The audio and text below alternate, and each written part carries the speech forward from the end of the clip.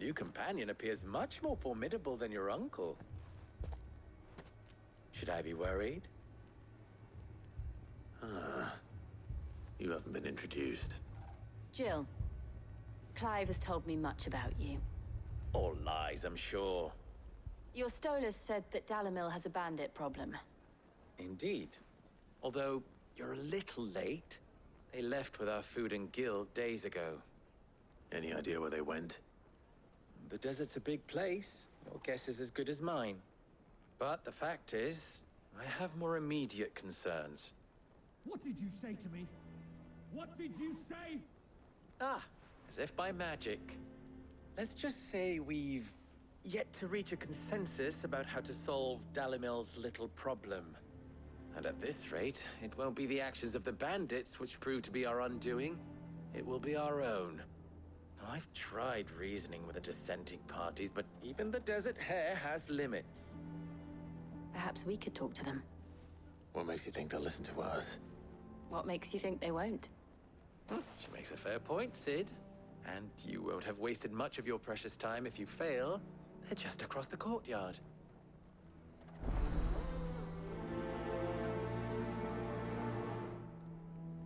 Suppose we just follow the shouting.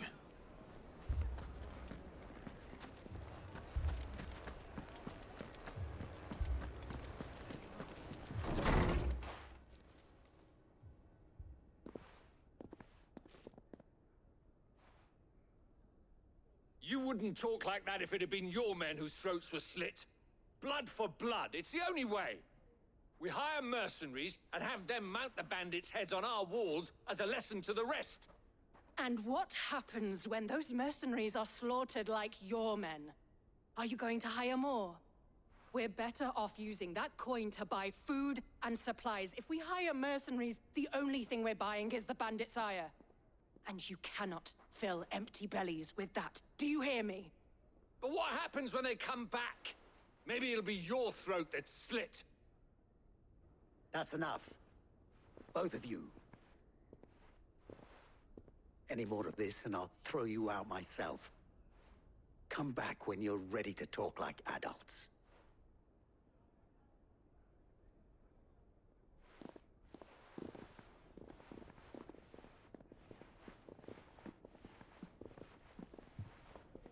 Victor. What's he doing here?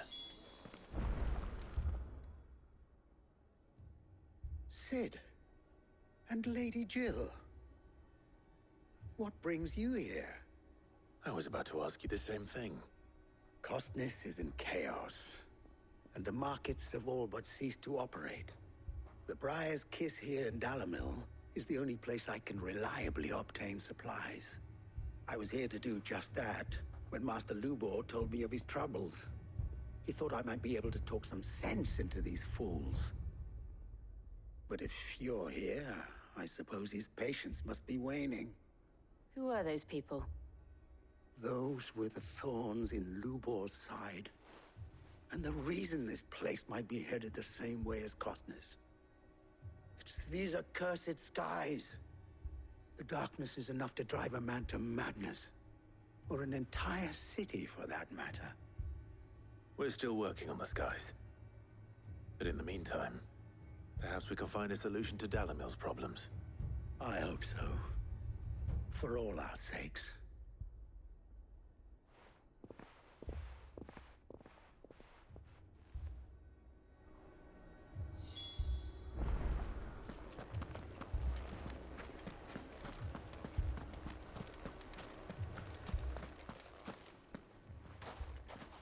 So, you see my predicament? What I saw was a room full of people who were angry and afraid. And with good reason by the sound of it. But if left to smolder, that anger and fear could set the entire town alight. My thoughts exactly. What to do? Both sides wish to protect their homes and livelihoods, if only they could agree on how. But as long as they are divided, we are vulnerable. And if there's one thing bandits like, it's an easy target. What would Sid the Outlaw suggest? Well, if it were my namesake, he'd let them choose for themselves and be on hand to pick up the pieces when it all went wrong. That sounds like a recipe for disaster. A recipe for disaster is precisely what it is. But perhaps that realization would be enough to make them question the ingredients. While it's plain neither Conrad nor Natalie will countenance the other's proposal, it may still be possible to make them doubt their own before presenting them with a third option. And that would be? To pool our resources and save the city ourselves. Why fight each other When all that fear and anger can be directed at the bandits. It appears we have a plan of action. Victor, pay Conrad a visit. See if you can't convince him of his folly. I'll speak with Natalie. As you wish. Your faces are not well known in this town. That may prove useful. Don't worry, Victor and I will do most of the talking. You need only play along.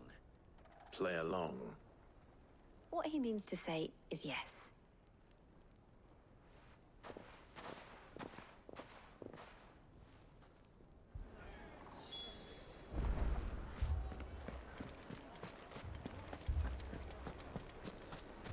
Picture it, Conrad.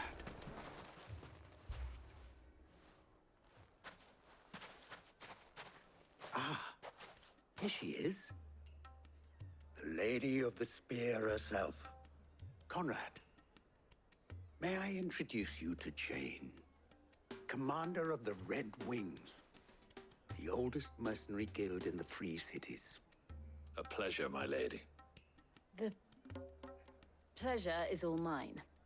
As I told you, I summoned the commander here from Canver to inquire about a contract. Victor says you told him no. That there aren't any men left to hire. Is that true? True as the crystals cracked. Nobles came and claimed every last one worth his salt. And not just from us Red Wings. You know of the 7 high houses. There must be 2 swords assigned each one. Granted, we have a few boys left. If it's boys you're looking for. Well, Conrad, are you saying that Dalamil's finest cannot defend this town better than a gaggle of unblooded striplings? That a band of beardless youths could better avenge the deaths of your brave men than you yourselves? Absolutely not. We'll show those bastards who they're dealing with.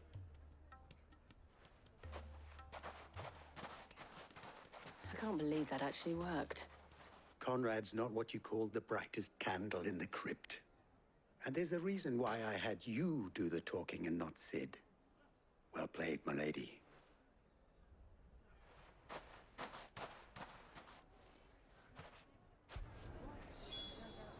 Then let us band together and show these brutes that Dalimil is not to be trifled with.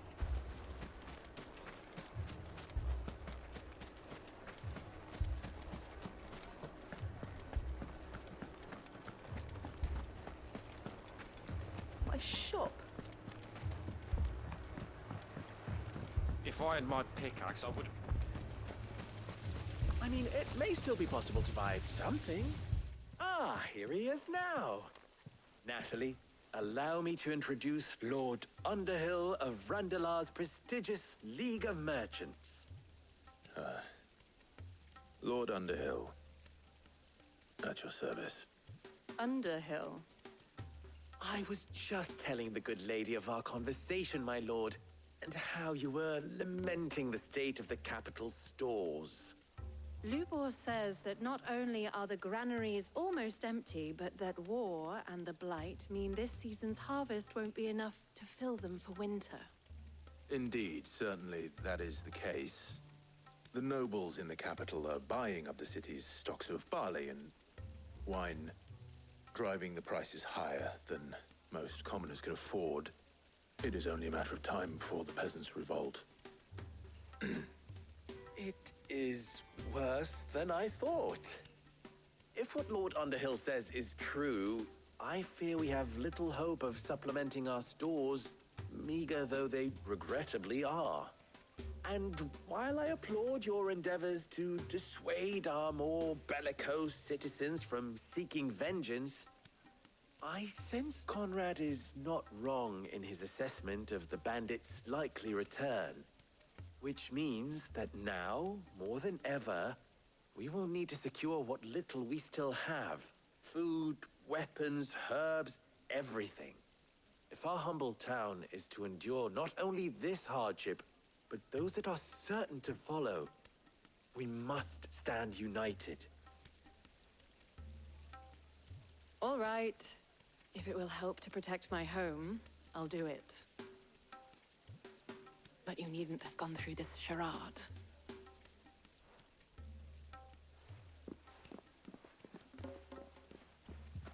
Thank you, Clive. Your performance was nothing if not workmanlike. She saw right through it. I didn't say it was good, merely that it produced the desired effect. Now, my scouts should be returning shortly. Meet me back at the Briar's Kiss, and we shall see what we face.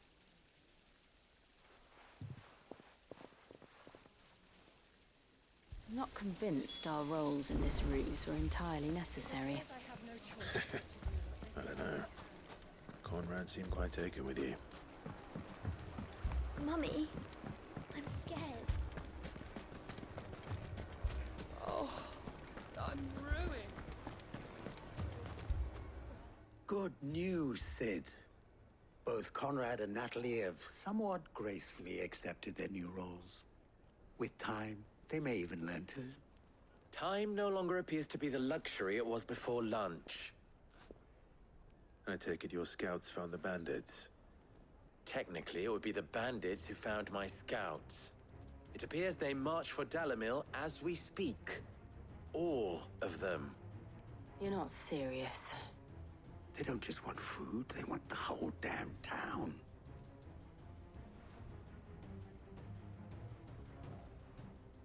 I have a favor to ask. I'm told the bandits march in two groups, one from the south and one from the desert, in a move doubtless intended to stretch our already gossamer-thin defenses. Very well. Jill and I will meet those from the desert. But what of the rest? The rest, my friend, the city shall fight. Together. Mistakes, I concede, are high. But if this does not unite Dalimil, nothing will. That is a lot of faith to put into those who had their hands around each other's throats but a moment ago. Then it will be for us to see that their hands are kept occupied. And I do mean us. I thought you might say that. We'll hold them off for as long as we can. And we will do the same.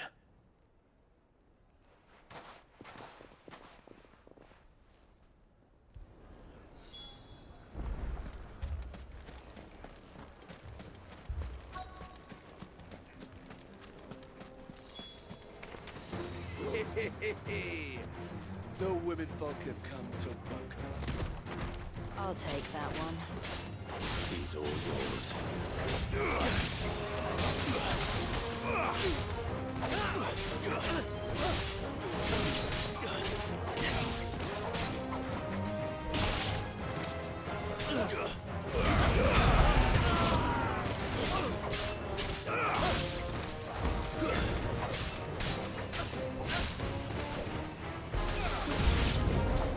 They mean to overwhelm us.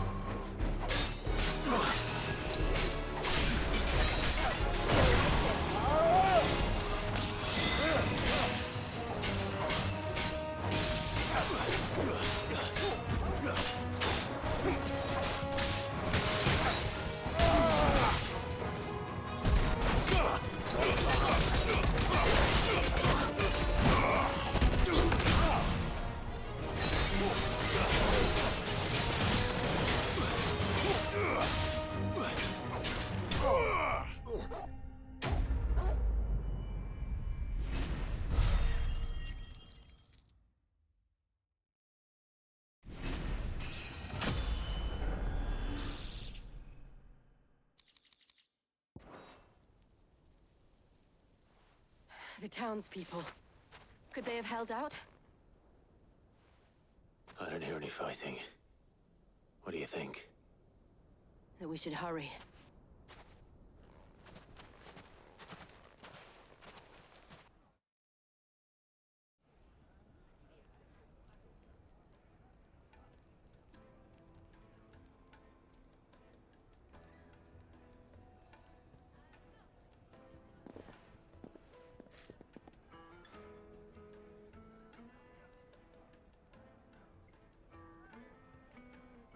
Natalie, I owe you an apology. You did well out there. The inn would have been lost had you not held the line. Without you, there would have been no line to hold. You saved us, Conrad. You saved Dalimil. We all saved Dalimil.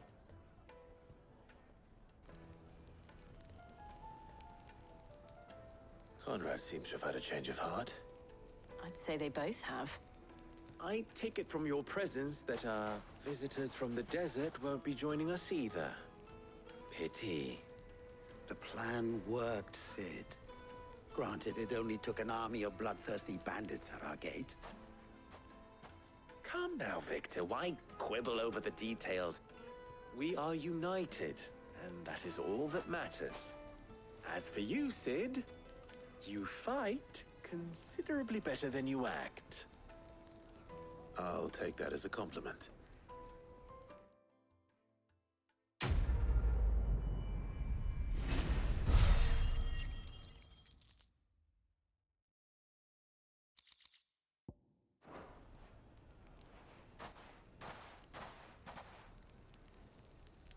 Our friends seem to have things under control. For now, at least. Let's go and put Otto's mind at rest.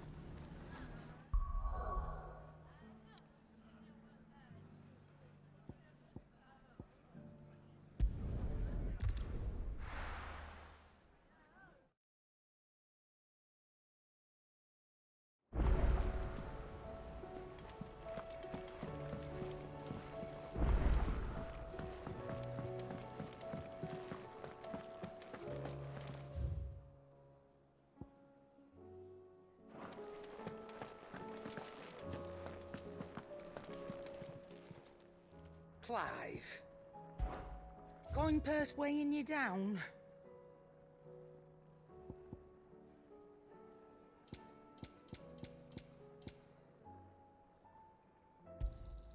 You're rubbing me blind, you know.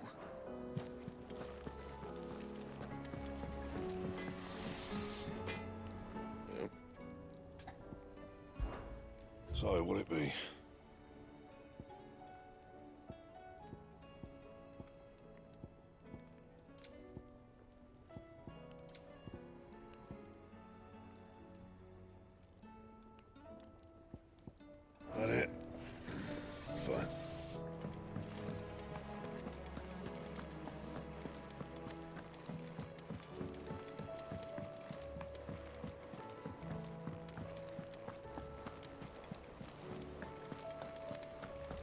see that? Tell me you saw that.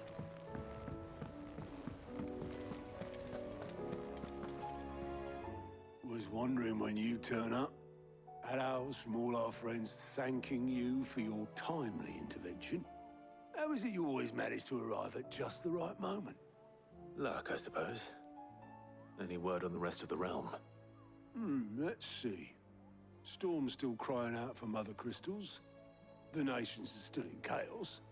And the skies are still the color of a kick in the kidneys 2 days on. So... Right. Clive, we knew this was gonna happen. Well, not the bleeding skies part, but you take my point. Now's not the time to second-guess yourself. Now's the time to visit the infirmary. Talia says your brother's awake. Thank you, Otto.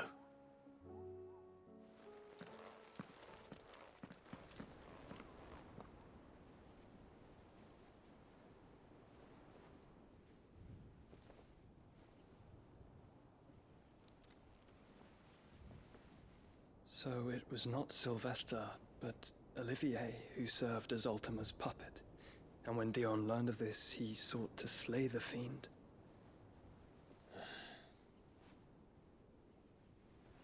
Only for his father to take the spear that would have freed him. Enough to drive a man to madness. Small wonder he hasn't stirred. I would be afraid to wake. Had I but reached out to him sooner, warned him of the threat Ultima posed.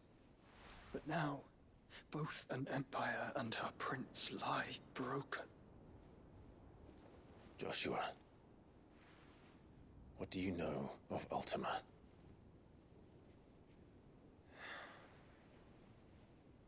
Very little, I'm afraid.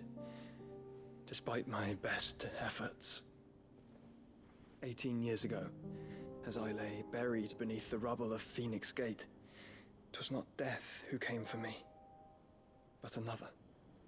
And it was while in my rescuer's care, I first heard of Ultima. I've been chasing his shadow ever since.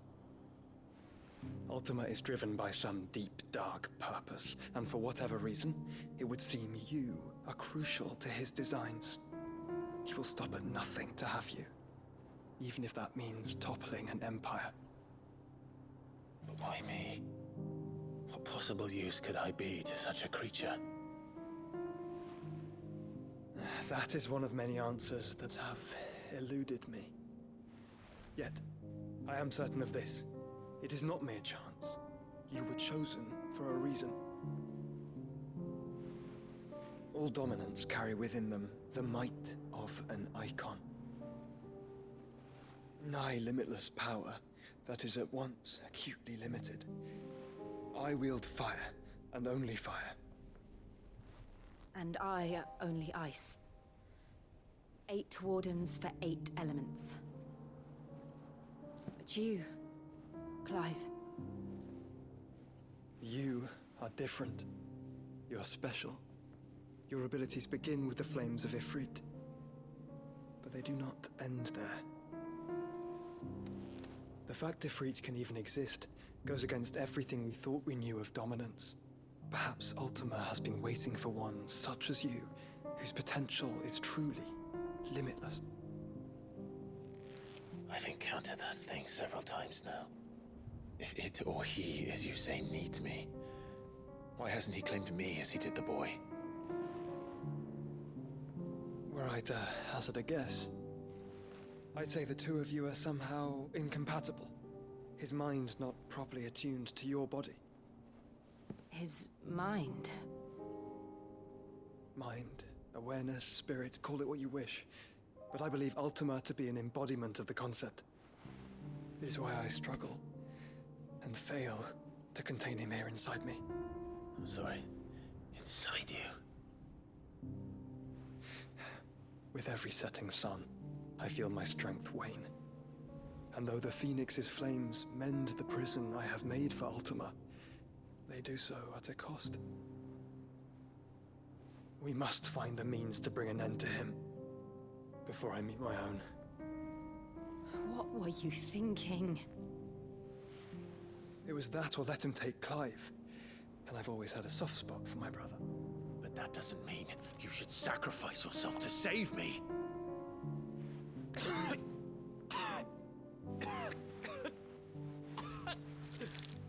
Joshua. Clive, it's Gav.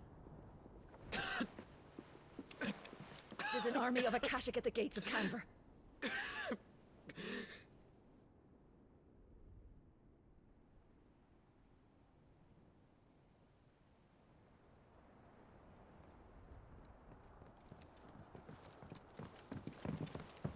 Well, what's the short of it? It's all Tyre told you. The capital of the Free Cities is under siege by an army of monstrosities. The city guard are doing their best to stem the tide, but numbers ain't on their side. What of Lord Byron and Mid? Were they able to escape? No, but they're all right for now. They're hiding with Gav at midship. We have to get them out of there. And we shall. Otto, prepare a Stolas. Tell Gav to stay exactly where he is. Understood. Vivian, what's the swiftest route to the Free Cities? That sounds like a question for the map. Look here. This road, through Tabor, should provide the least trouble. Good. What a coincidence. Tabor is exactly where I'm bound. Joshua, Bed is where you should be bound. You don't think I told him the exact same thing? Were Tyre not such a talented healer, I would surely have been inclined to agree. But, thanks to her ministrations, I feel I may safely rejoin my attendant, who was to wait for me in Tabor if we became separated. All right, we travel together. Clive. If he stays close to me, he'll be fine. Thank you, brother. I'll look after him.